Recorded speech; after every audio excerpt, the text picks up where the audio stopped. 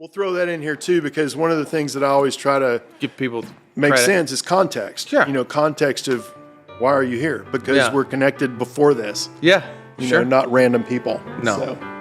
All right. Yes? Y'all just talk so well. I don't know when it started or didn't, so I'm just rolling. Oh, you're rolling already? Oh, okay. I was like, we're missing all the good stuff here. So Well, that's all right. We've got a lot to catch up on. Yeah, man. So, Dave, we're here, doing bro. the interview. Dig it. Hey, guys. My name is Jeff McMahon, and I play the piano for people. I've played on some big records, played on some big stages, and I've played with some big stars. Big or small, they're all the same. Taking someone with a dream, playing their song, and trying to get them further up the ladder. So that's what we'll do here. Have a conversation, maybe shine a light, and play some music. And I'll be on piano. This is McMahon on keys.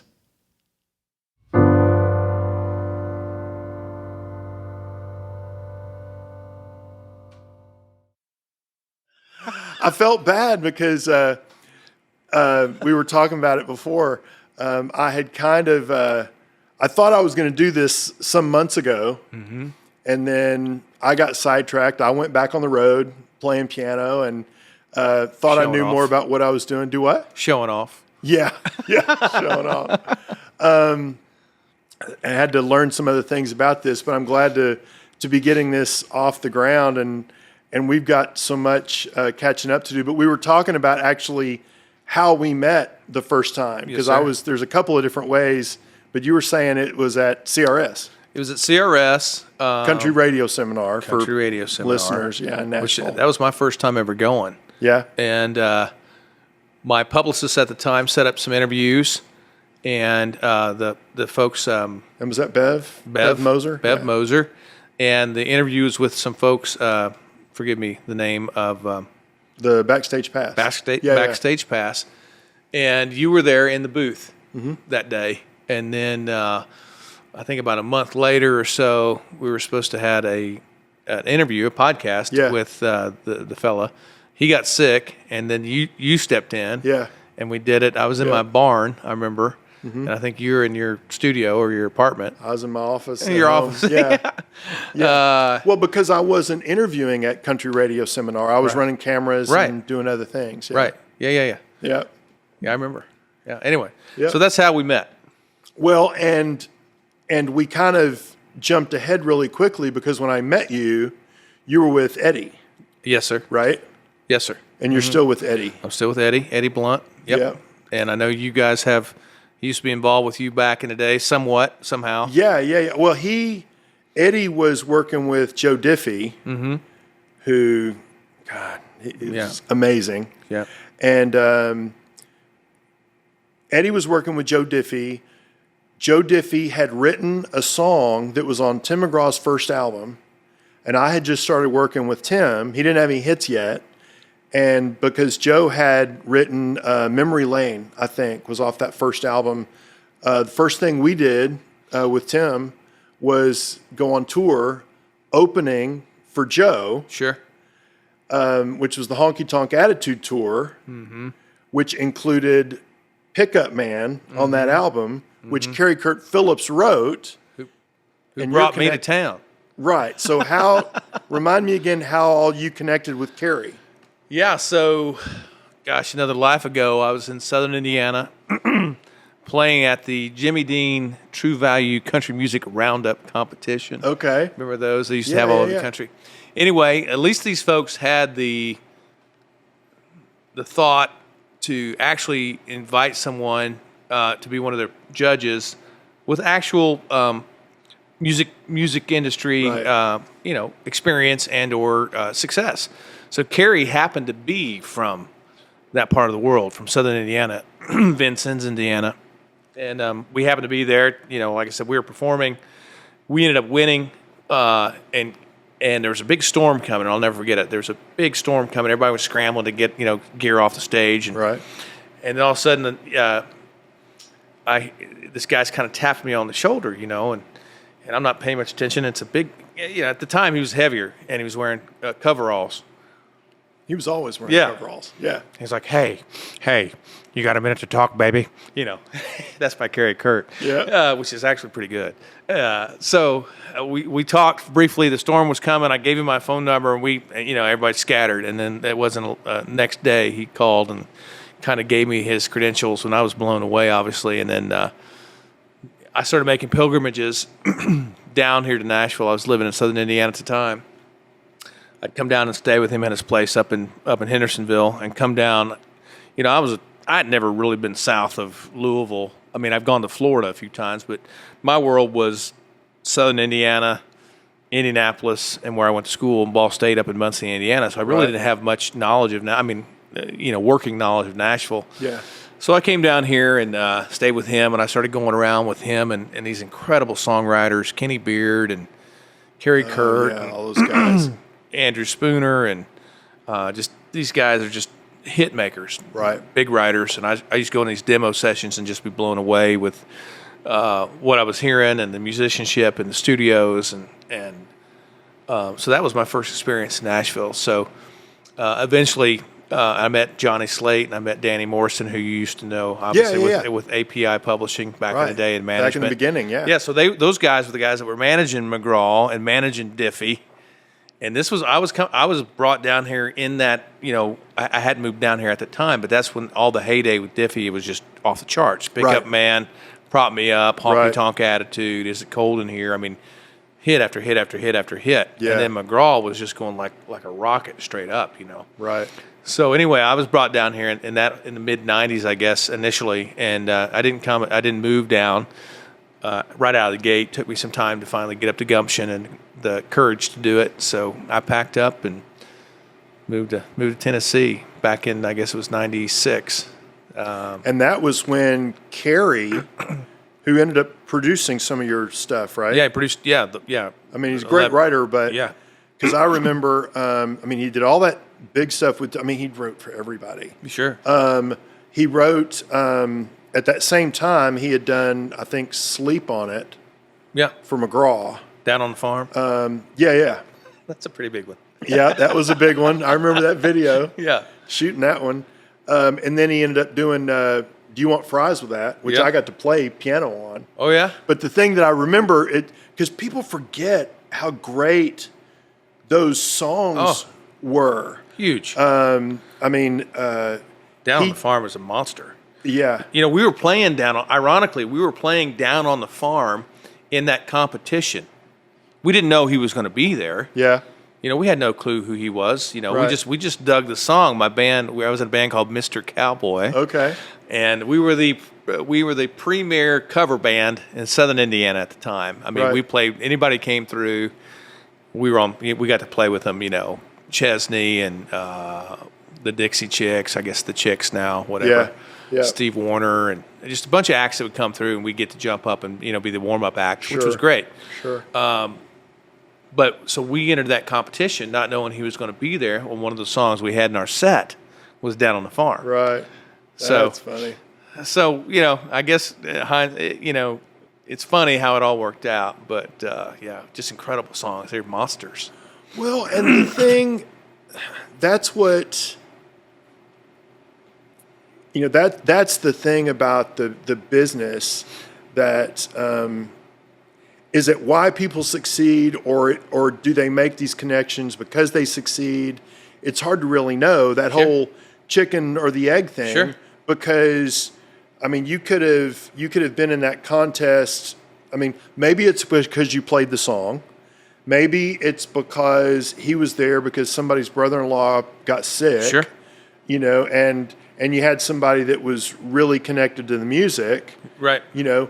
Did he like your music because it was reminiscent of what was going on, or did your music become reminiscent of what was going on because of his influence? Sure. Because anybody familiar with the songwriting at that time, particularly, the real singers, Joe Diffie, Billy Dean, sure, who was a friend of mine.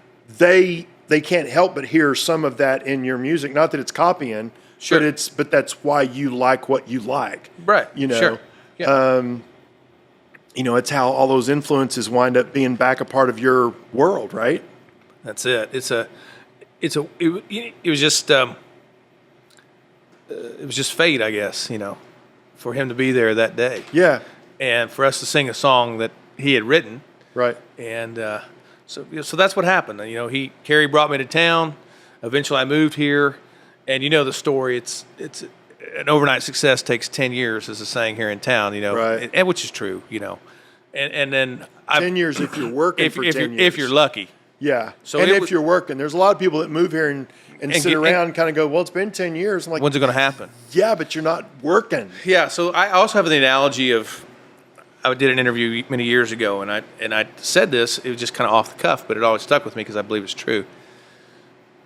Imagine getting in a line for your favorite roller coaster. Right. Like I don't know if you've been to Kings Island or Six Flags or Cedar Point or any of those. Certainly I've seen them, yeah. You get in line, and you're in line, and you're making your way up to you're finally getting up to your chance to get on the ride, but you're too short. Yeah. You don't get to get on the ride. So you don't meet the criteria. For whatever reason, to your point, you weren't working, you weren't honing your craft. Right. So when your chance comes, you're not prepared. Right. So, and there's a lot of things that throw us off course, life. Marriages, divorces, children, jobs, etc. So in my case, we had an opportunity at about the 10-year mark, right about that timeline. I moved to town, I got married, I had 3 10-year mark meaning 2003, 4. Yeah, in that 5. timeline. Okay. Yeah. So we might have been a little bit under it. I think I moved here, like I said, in '96, I believe. So probably just under that 10-year mark, 2002, 2003. We had an opportunity to go in and cut this record, so Carrie and I collaborated and felt really good about the product that we made. And, all of a sudden we were shooting a video for CMT. We had some interest from some labels in town. Thought we were ready to go. Right. Just wasn't in the cards. I think things happen in God's time, and I've learned that over my life, that things don't happen when we want them to happen. Things happen when He wants them to happen. So I've kind of, for a long time, I was really jaded and ugly about it, and got frustrated. I used to just really been out of shape. So anyway, the long and short of it is, life happened. I had to put the music away. I found myself in a really bad financial situation and went through a really hellish divorce. Became a single father of 3 little kids. Right. And the music just wasn't paying the bills. Right. And so I had to kind of put it away for a while. And so my 10-year journey turned to a 20-year journey, which is fine. And I got to be my kids' coach and got to see all their little performances of musicals and ballets and dance class and my son's JROTC stuff and all that stuff, which is the berries. I wouldn't trade that for anything. Sure. Those memories and that experience. And, and then they got a little older and they're like, Dad, you should really try it again. Why not? And I'm like, yeah, why not, man? Okay, so that's what happened. So I want to ask you about that because there have been times when I have been in a bad place and put the music away. Sure. So what was going on? What were you doing that made your kids know that was still something that you needed to do? Sure. Or that they saw that you valued? I mean, because to hear you tell the story, you're not out gigging, you're not doing anything. So why do they think Dad still wants this? And kudos to you for creating kids that want to encourage their father. Sure. Because it's not necessarily in their best interest for you to make yourself a priority. Right. No, right? You're right. I think what happened about the same time when my world was falling down all around me, a good friend of mine was in a pretty bad four-wheeler wreck and was paralyzed from the waist down. And he and I worked together at Peterbilt Motors here in Nashville. Peterbilt was here forever, as you know, right where we are, right today. So the long and short of it is he had a really rough time he always loved music. He liked to bang around on an acoustic guitar. Purely amateur. Never aspiring to do it, as a career, but just something he liked to sit around a campfire and type thing, And he was having a real rough time, and we were both having a rough time. We could always kind of get together and talk about music. So we started doing this thing. He lived down in Spring Hill, and he's like, man, I got a place down here, and they do live music on the weekends, and we can go in and play. And we just called it Tunes and Tacos. He's in his chair, and I'm in a chair. I never stood up because I didn't want him to make it look more awkward. And we just started playing maybe once every other month, a handful of times a year, just to kind of keep the toes in the water somewhat, you know what I mean? Sure. And we weren't tight by any means, and we were doing songs that we just loved, he kind of songs he loved and songs I loved, and very few, if any. Well, there were some of my material, but most of it was, I would say, 85% covers. And we just had fun doing it. And my kids would come out and watch me do this, and then people would ask me questions that were in a crowd. They'd come up and they're like, because they would hear some of the songs of mine, and like, man, what are you doing? Why are you here doing this little taco joint? Why aren't you out? So that happened quite a bit, and I'm not trying to be braggadocious or anything, but that's the truth. People would come up and say, man, what are you doing on this little patio singing? Why aren't you trying to do this thing? And of course, I didn't want to say, well, I can tell you. I didn't want to give them the whole litany of the reasons of why. But anyway, the long and short of it is my kids got to see me doing that. And then, I met an angel along the way, and she encouraged me. I got married to Laura, and she's encouraged me ever since. She knew I played music, and she knew that was part of me. And she's really been a catalyst, pushing me forward to do it, to get back out there and try it. And candidly, I never really gave it much thought until I happened to run into one of my old buddies, singer-songwriter, tremendous songwriter, Jason Matthews. He was playing a show at Puckett's in Franklin, downtown, or south of Nashville. Yeah. And I saw his name on the marquee, and I thought, I'm going to take my wife to a writer's night. She's never been to one. So we went there. We saw each other. He saw me, and after the event, he invited me to go hang out, and we got to talking. And he's like, "Man, you need to put your stuff out." And I'm like, "What are you talking about?" I said, "I'm not interested in jacking with these labels anymore, and they're not interested in jacking with me, I'm sure." Yeah. It's probably mutual agreement.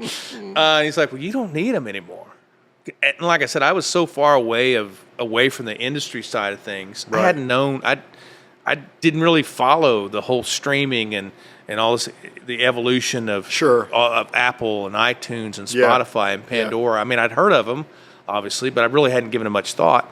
And then he started recommending, well, there's ways to get your music heard now as an independent, blah, blah, blah. So that was really the lightning rod, if you will, that sparked the whole thing again, was engaging with Jason and him telling me, man, your stuff's good, you need to go after it. So that began the process, and that was probably,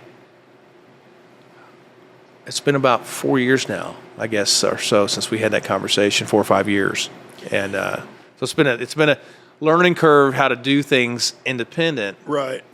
Because, we're trying to act like we're trying to do all the things a record label does without the record label manpower, budget, or bandwidth. Well, and and having been through part of that, I'll tell you, the record labels don't always do what they're supposed to do anyway. Sure. There were times when I was doing it with other folks that we were still having to do things that the record label should do, right? But they weren't doing it, so we had to kind of make up for it. Right.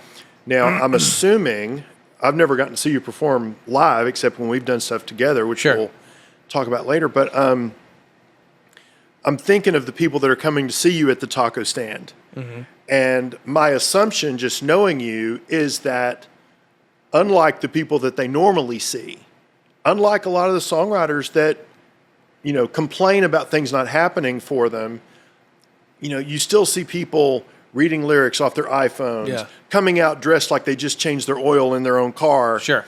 Knowing you, I'm thinking, even when you're doing the taco stand, you're high and tight. You've got yeah. it put together. Yeah. Which is why one of the reasons why they're saying, oh, you could do this for real because you're treating it Yeah. for real. Is that Yeah, I fair? mean, we were prepared. When I said we were still loose, I mean, we weren't Yeah. like, exactly in the pocket per se. But as far as, but that can be about practice. That's Yeah. not about caring. right. No, we That's what I'm absolutely talking cared about. Yeah. When we went on to do this thing, we took it serious. It wasn't, I've never had iPod or iPhone with lyrics or anything like that. Yeah.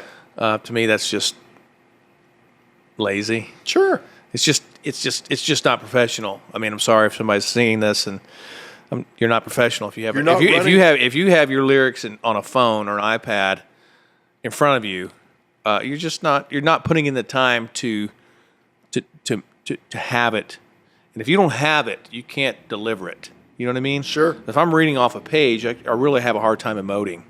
Sure. You have to be emotion is what makes music. And if you don't have it inside of you, how do you deliver it? So I've always taken that. That's a big turn off. If I see someone doing that, it just screams amateur. Right.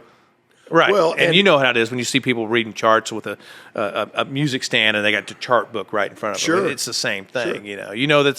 This is a hired gun. They came in, and it happens in this town. People get pulled up to go play shows, and it happens. We all understand that. But if it's like my guys right now that Yeah. I've been playing with, no, that doesn't happen. We don't have charts on. They may have a chart down by their foot that no one else can see, but it is high and tight. Yeah. Well, and it's not to say. I mean, there's certainly been times when I'm using charts, but Sure. but I think, and honestly, that's one of the reasons I decided to do this podcast. Yeah. Because I would hear interviews where people had no idea anything about who they were interviewing. Sure. Or they would do a performance, and the performance would be thrown together through a Zoom screen Yeah. that there was no effort to even make it sound better. Right. Great. Maybe, you're still got limits, but do the best you can with what you've got. Right. And people lower the bar and they forget that if I'm in the audience and I see you on stage and you're singing, looking at your phone, I'm sitting there going, why did I pay money for the ticket?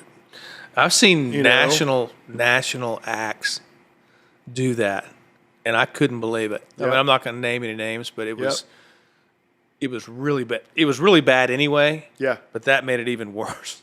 Yeah, the award show, right? The award show where everybody's up to sing whatever song we've all been singing for 40 years, and the main artist puts the microphone down by their side because they didn't learn the verse. Uh-huh. And they're up there. It's like, come on, man. I have spent $2,000 on tickets and record albums for you. Learn this song. Yeah. So, the one thing I do, yeah.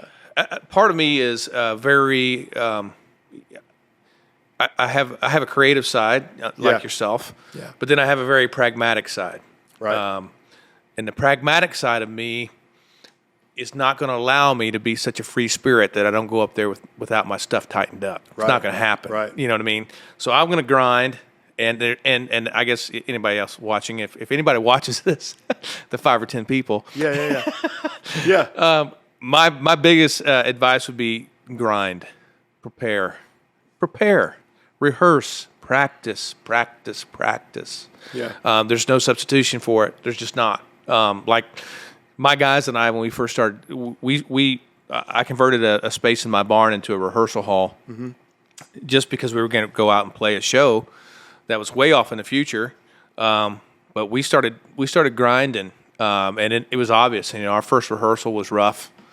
Me especially. I'm certainly the weakest link when it comes to the musicianship.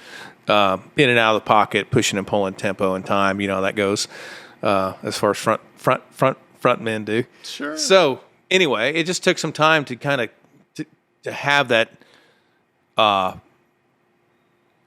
comfort. You know what I mean? And not just comfort, but there's no replacement of that rehearsal time. It just, you can't. Well, it's muscle memory. It is muscle memory. It's just, there's no substitute. So I talk about grind all the time because to me, in any endeavor, anybody that's been successful, they all have one characteristic it is unanimous. They grind.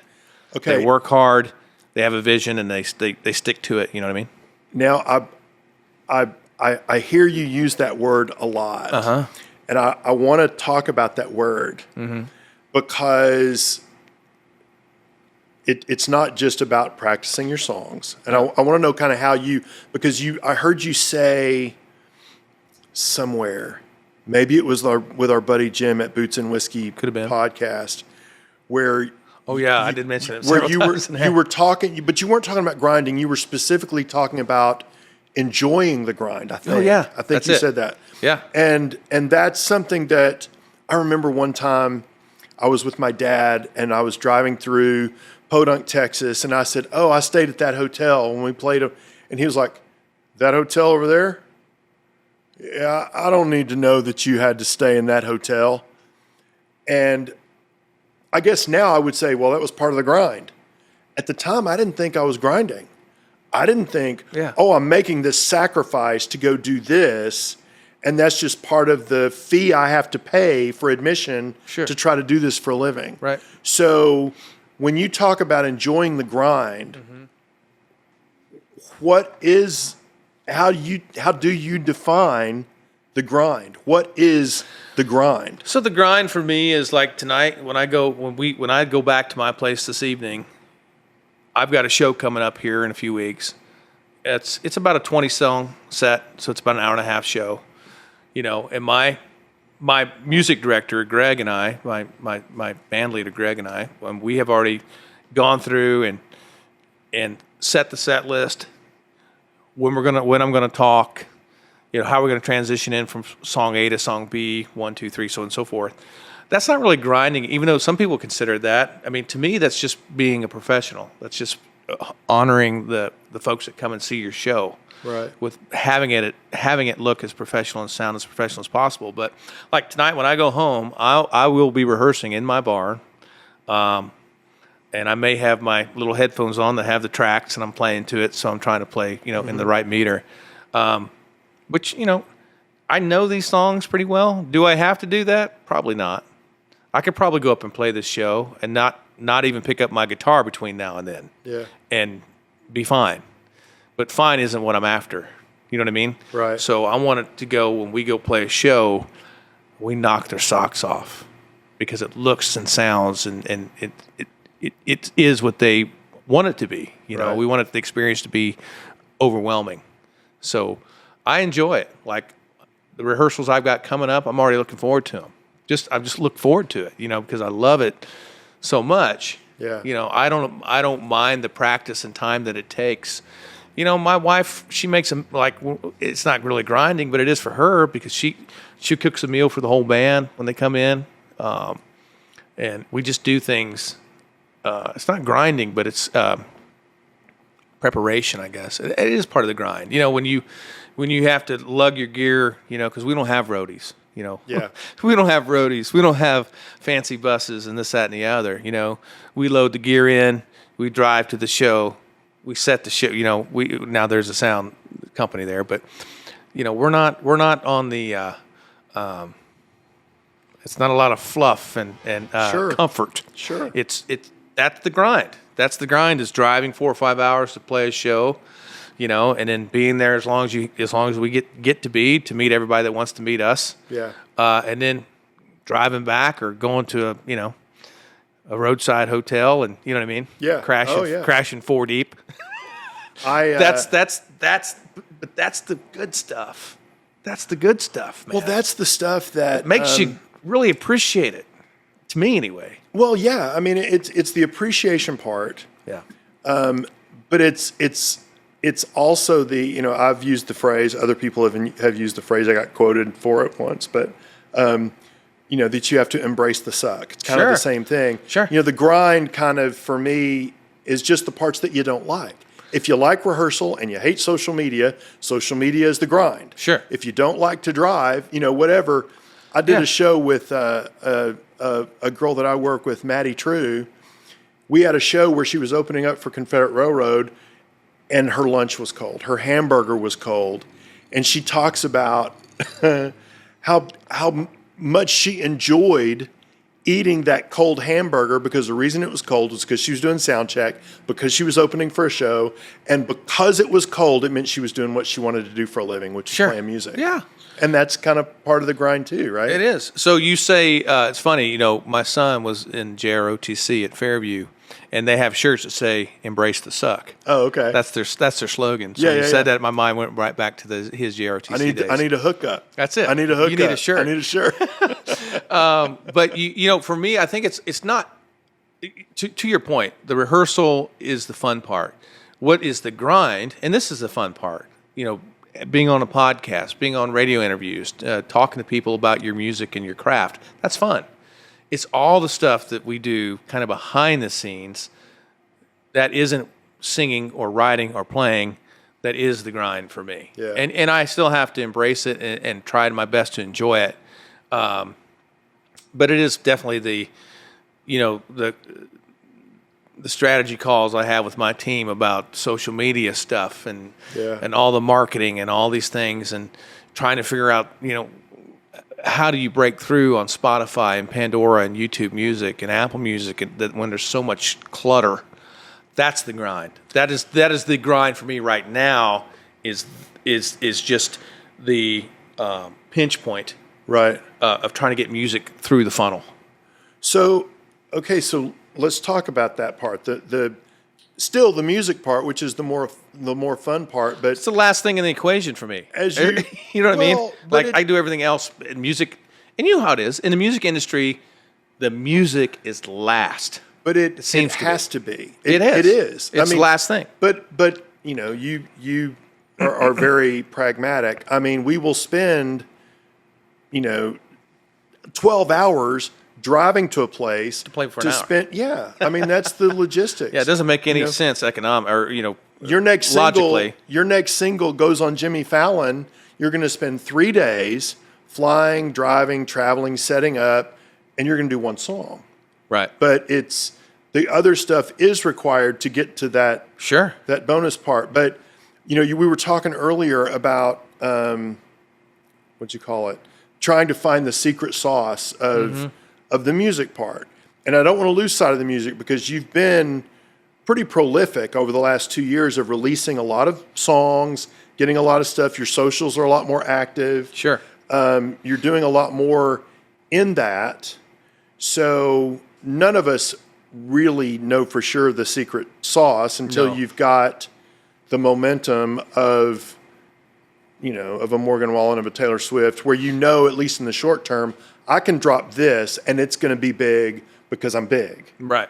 But what are you doing or what are you trying that you think is succeeding or not succeeding or time will tell? Sure. What is it that you're doing? What is that secret sauce, do you So think? for us right now, we just released a single to radio via Play MP3. Right. I think that's the most effective distribution model out there right now that's being utilized by the majors and independents and like myself. So it sends the song out to, And that's Close Your Eyes. Close Your Eyes. That's what you do. Okay. Yeah, Close Your Eyes. It goes out to all the radio stations, and then it also goes out to a lot of the industry folks here in town, bookers and managers and labels, et cetera. Right. But along with that, we've in the last year we've really focused on the streaming platforms, trying to figure that out. Just because, again, there's so much noise. There's so many singles and songs that are put on those platforms daily. Anywhere I've heard 60,000 a day to all the way up to 100,000 a day. So how do you stand out? Well, Spotify and those folks aren't stupid. They figured out how to monetize that. So they'll let you pay some money, and they'll help you get out there in front of them for a little bit. It's a short window. It doesn't last for long. We're doing that. We're also trying to figure out which playlists that we can try to get on, which curators that we can hopefully get on their playlists. So, but for us, streaming numbers are important, and I know they're important to booking companies and record labels and so on and so forth. talent buyers. But for us, what's most important are actual followers and fans. So I would say, even though our numbers aren't gigantic, they're real. We do a really good job of scrubbing anything that looks like a bot. It's just not authentic, because in my mind, the worst thing I can do is, promise a club owner I'm going to come in and, I'm going to put 500 people in your club and show up with 50, Right. Right. So I'd rather be err on the side of, let's be cautious and conservative and make sure that the folks that we are touting are real. So we're having a little bit of success with different playlists, and we actually are gaining followers. And that's what we're doing. We're using Spotify, we're using Apple Music, we're using Pandora. We utilize YouTube Music and YouTube itself. So we're and even Twitter. So I mean, we're and even somewhat on TikTok. Not a whole lot, but we're trying to get all the oars in the water. Yeah, and we're all rowing in the same direction. Sure. So if people are driving down the road and they're in a smaller market somewhere, maybe they'll hear "Close Your Eyes," and then that'll lead them to go to our website, which will lead them to download it or find it or whatever via those streaming formats. So. Hey, Troy Castellano here from Instruments for Education. We're at one of our first stops here today on a Friday. We're delivering some tambourines and some shakers for an elementary school classroom. We're at Liberty Elementary School. Hey guys, I'm Troy Castellano. We started Instruments for Education as a way to put instruments into the hands of kids.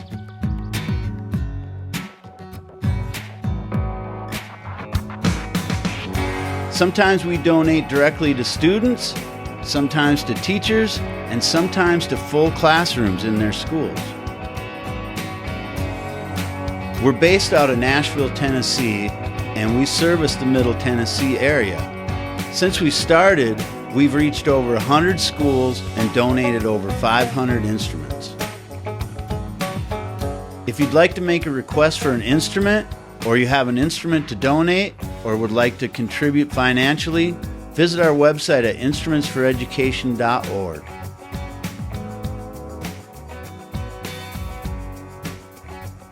Thanks for supporting us, and thanks for helping keep music alive.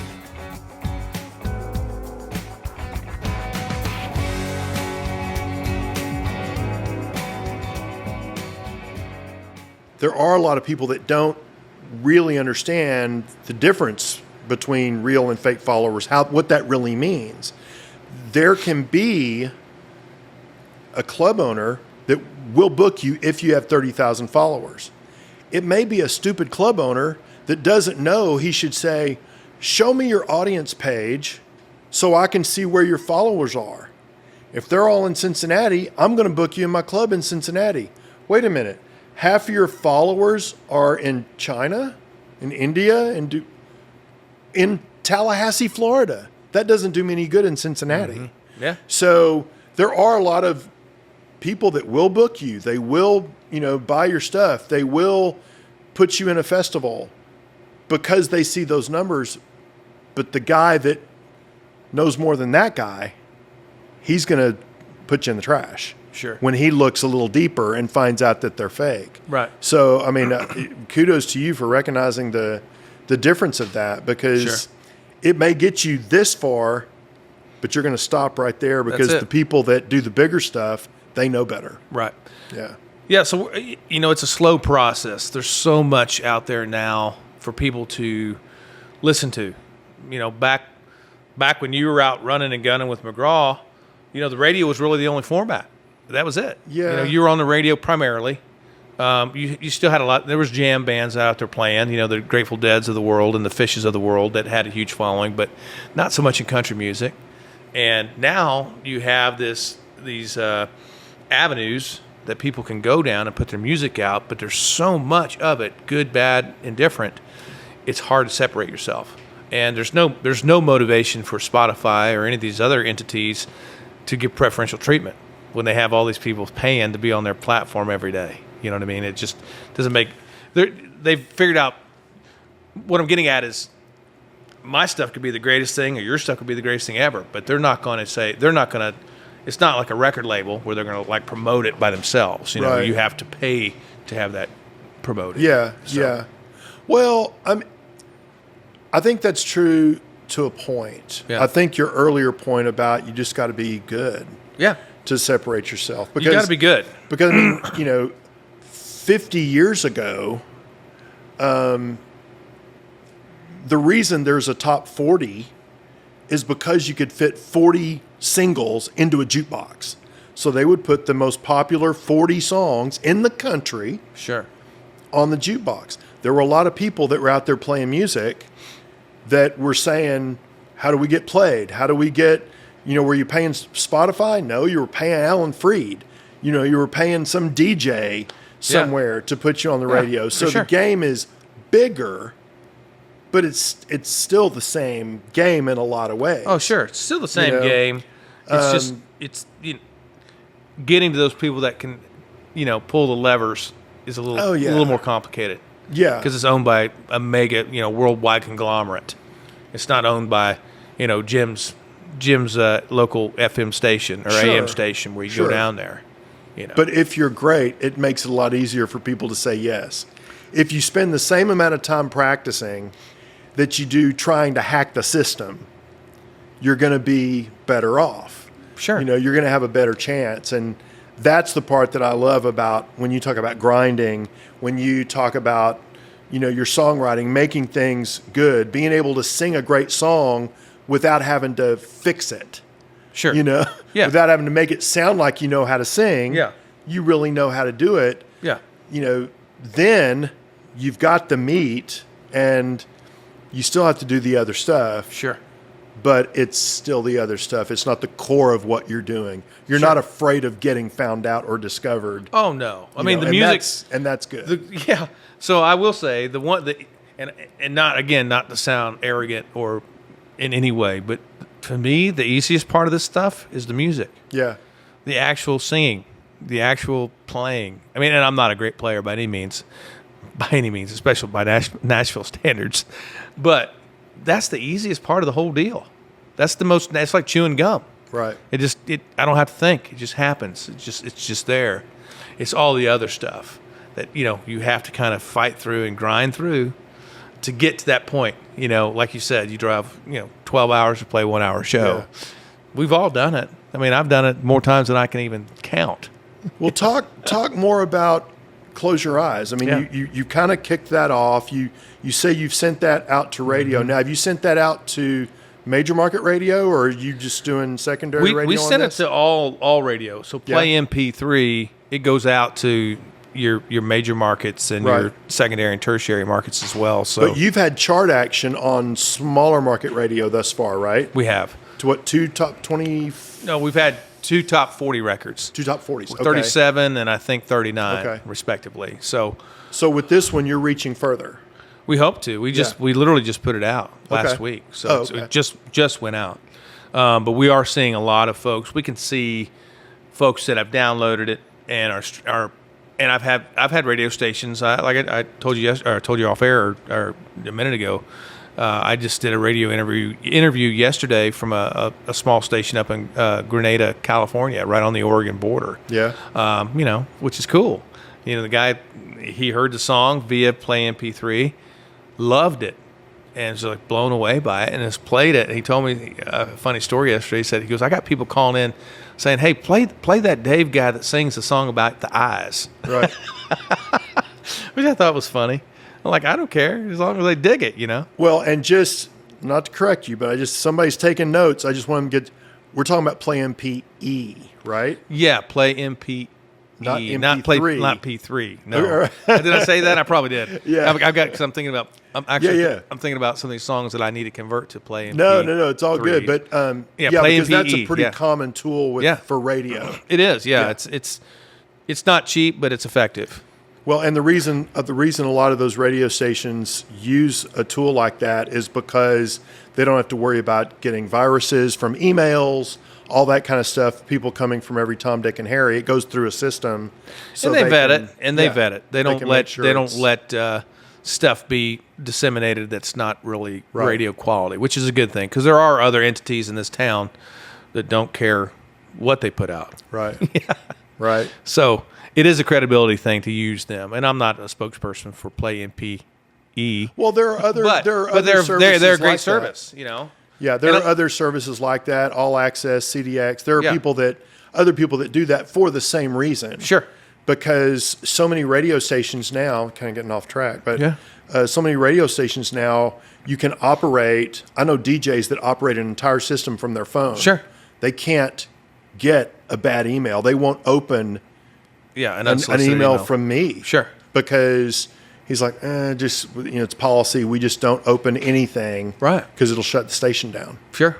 That makes sense. So, what's nice for us, and we're going to get a little bit in the weeds here, but a nice thing for us is we can actually see, like I said, who's opened it, who's going to be, and then it allows us a point of contact for Eddie and my team to reach out and say, hey, what do you think of this record? Yeah. So it gives us a talking point. Yeah. He said he listened to it. Did he really? Did he really listen to it? What was your favorite line? Yeah. I can see you didn't open the email, but, Yeah, but I love the record. Yeah. I love what you were trying to do, I think. But close your eyes. Yeah, go ahead. Written by Carrie Kirk Phillips, who brought me to town. Oh. And also written by Andy Spooner and the late, great Doug Supernaw. Oh, Doug. Yeah. So those cats wrote this song, and it's an older song. I mean, it is. And man, it's about small town anywhere, right? Yeah. But specifically what resonated with me is I'm from Indiana. I'm from a little bitty small town north of Vernon, Indiana. And Carrie was living in Vincennes, and my older brother went to Vincennes College. So the song just resonated with me, and should really resonate with anybody that either grew up in a small town or wish they had. Because it has a lot of nostalgic imagery in it, and the writing, and the writing's just second to none, in my opinion. And I really love the production of this record. I mean, it sounds almost acoustic, but it's not. It has some really great, the melody's just fantastic. I mean, you're a great player, so I'm sure you can appreciate great melodies. And, as a challenged guitar player, it's not the easiest thing in the world to play because of all the different changes and movement, Right. But that's the movement's what makes it great. It doesn't sound like something I wrote. It has three chords and a minor somewhere. That's all right. You know what I mean? Yeah. So it was just one of those songs that we got in the studio, and I think we were at the time, I believe it was on hold by Clay Walker. Okay. He had it, and for whatever reason, he didn't cut it. Yeah. So as soon as it came available, we nabbed it and ran with it. So it's a great record, and probably of all the songs I've recorded, probably holds the most special spot in my heart. Yeah, I would say. Yeah. You mentioned Supernaw, who a lot of people have to go back on their Spotify and find, Reno may be the one that they know. First I don't call him Daddy. I don't call him Daddy. Yeah, It's a big record. I actually got to play some shows with Doug. Lost him recently. I actually got to see him in Texas, close to his exit. Yeah. But good dude. I'll have to remember that. I didn't realize he was on that song. I'll keep him in mind when I hear it again. He was in the Possum Eating Cowboys. I'll never forget that name. It was Doug Supernaw and the Possum Eating Cowboys. Okay. That's the name of the band. It's just a weird thing in my mind. Well, I can always remembered it. Yeah, right. It was legit. I mean, it was unique, and it stuck with me all these years.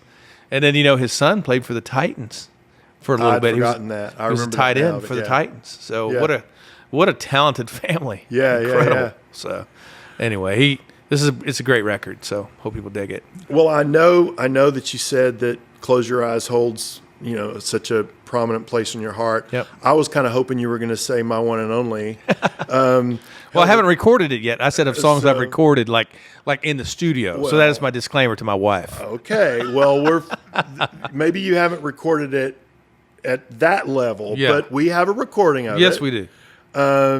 We were, one of the things that we've been doing here just because I got so frustrated. I was telling somebody else this earlier.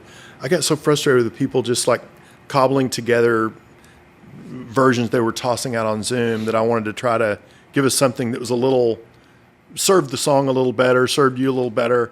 And you brought that. Actually, we brought that in here in Turk's Lounge. Yep. And did a version of that. So we're going to share that. Cool.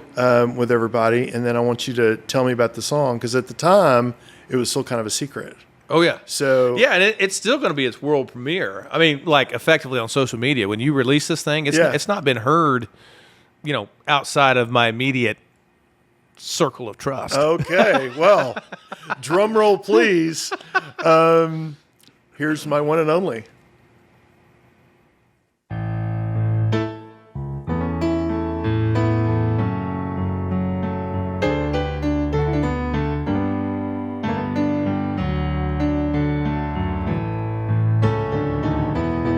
I want and only outshines the sun, even when the evening comes.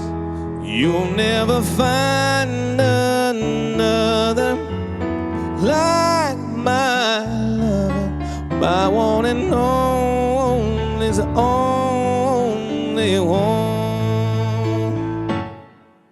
I'm at a loss for words. A love like hers is just too deep.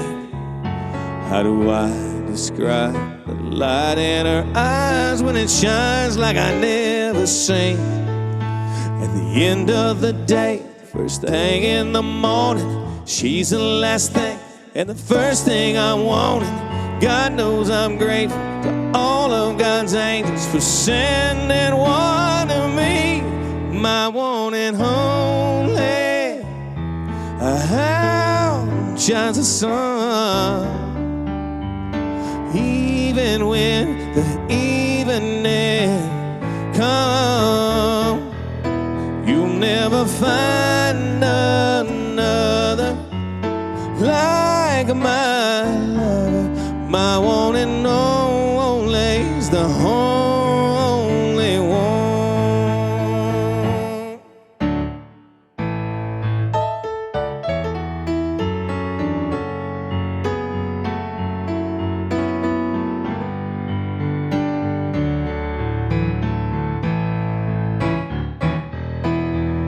I was down so low and didn't know if I could get back up.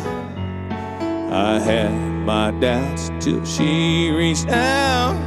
Oh, she changed my luck.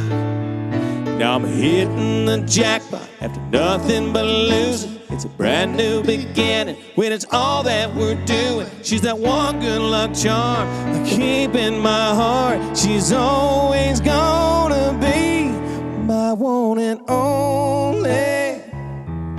How shines the sun, even when the evening comes. You'll never find another like my lover. My one and only is the only one. My one and only is the only one. Yeah.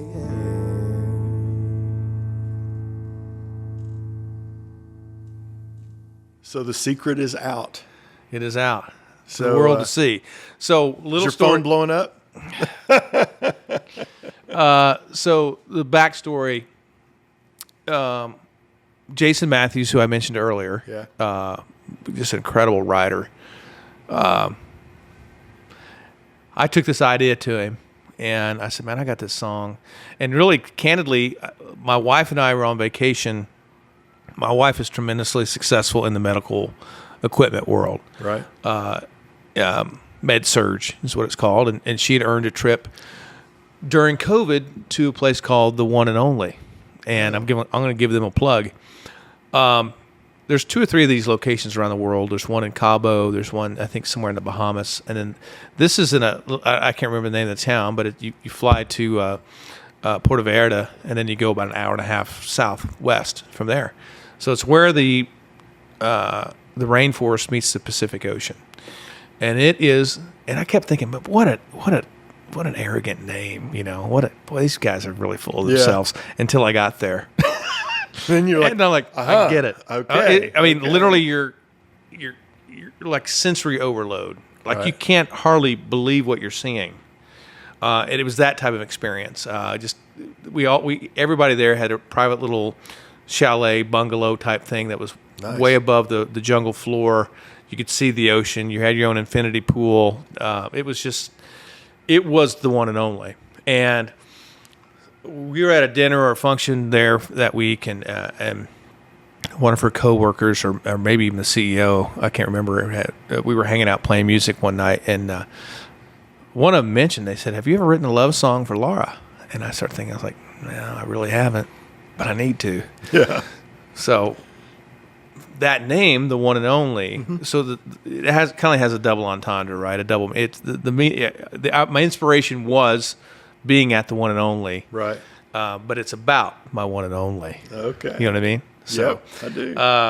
And I wrote it with Jason, so I took the idea to him, and I just, I think I told you a while ago that I started playing piano a little bit, and piano's come a little faster than Are you still taking lessons? I'm not really taking lessons per se, but I do. And when I have time, Greg will give me little tips and pointers. But I was noodling around on the keyboard, and anyway, this little melody popped into my head, and that's how I wrote it. I mean, I wrote it off of piano, which is I wouldn't even call myself novice. I would call myself embryonic. Okay, when it comes to the piano. So having that melody line, though, it came from the piano. And which was really cool for me, because I don't think I would have written it that way on a guitar. Sure. Certainly not in that time measure. No way. Yeah. I don't even know how to play it in that time measure. So anyway, it's a love song. It's about my wife. And there's a lot of meaning into the song, because a lot of it is true. When I was literally down as far as you could go, she came in and just kind of raised me up and propped me back up and got me on the right path. Great. So that's it, my one and only. Well, I appreciate you letting me leave some fingerprints on it. Yeah, they're all over it, and tambourine, your foot too. Well, I try to stay busy.